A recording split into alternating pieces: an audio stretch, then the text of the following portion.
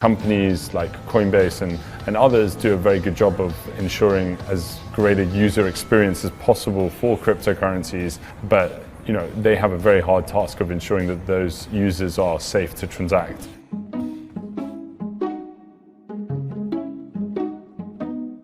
Before you open your account at Coinbase, I would say set up a unique email that you're going to use for that Coinbase account that no one else in the world has ever seen before. Set a really hard and long password. Make sure you have only the ability to recover from a piece of paper that you control. You call up your cell phone provider right now and you put every level of security you possibly can. You add a passcode to it. The next level of protection is that you add a do not port SIM card to your account. And that can last for a year. And that's what I've done. A very common hack is people will call up your phone service provider, they'll get a copy of your SIM card, and then they'll get into your email through that. Don't use two-factor authentication on an SMS that could be ported. Using something a bit more like Google Authenticator or a YubiKey would be better. Diversify.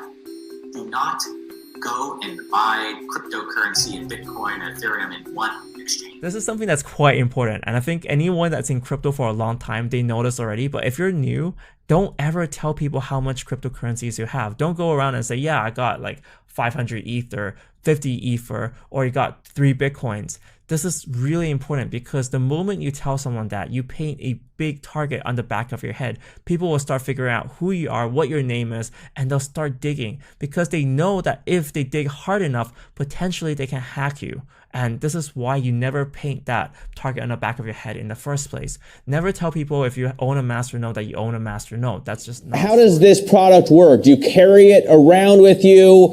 Is it possible? Is it impossible to hack? What's the idea?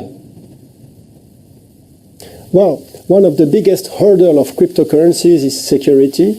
And if you buy Bitcoin, for instance, you will need a digital safe. Ledger has designed a hardware product which is based on smart card, a secure chip which is virtually impossible to penetrate and which is going to secure the private keys. So basically, if you have a safe for physical gold, you will have a safe for Bitcoin.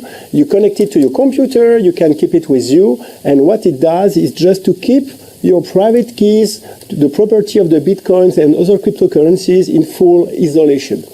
So this is a device which caters to owner of cryptocurrencies, and we have sold indeed 1 million units in more than 165 countries.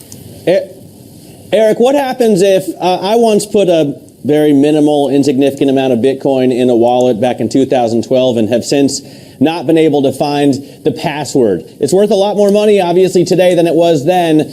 What happens in that case? Is there simply no way, if that happened with one of your wallets, for someone to recover the lost Bitcoin? So all our devices are protected with a PIN code.